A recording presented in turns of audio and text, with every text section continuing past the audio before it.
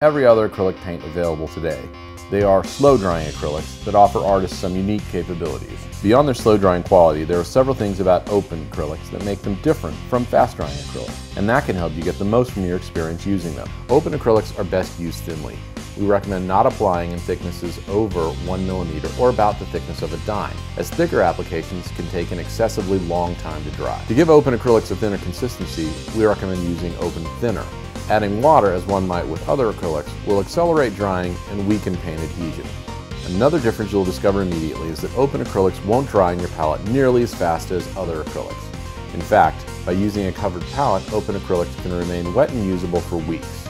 Because open acrylics dry slower than most acrylics, we recommend using open only over faster drying acrylics until the paint is not only dried to the touch, but cured completely. We'll share more detail on this later in the video. While layering fast-drying acrylics in open requires some care, open is fully compatible and may be mixed with other acrylics to manage the drying time and workability. Open acrylics have a unique thinner that can be used similar to solvents and thinners in oil painting, for subtractive techniques, for decreasing paint viscosity, and for re-wetting your palette.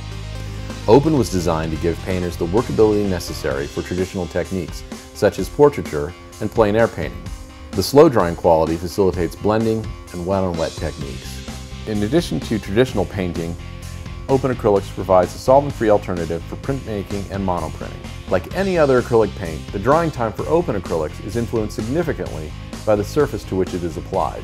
Here we have a panel prepared to show 3 levels of absorbency: highly absorbent on the left, moderately absorbent in the center, and minimally absorbent on the right. As you can see from the time-lapse finger test, the color applied to the most absorbent surface sets up much more quickly than the less absorbent surfaces.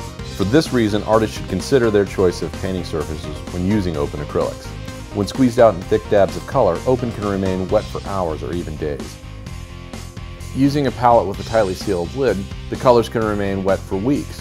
You can save color mixtures and reduce waste. This also makes open a very economical choice for artists and students.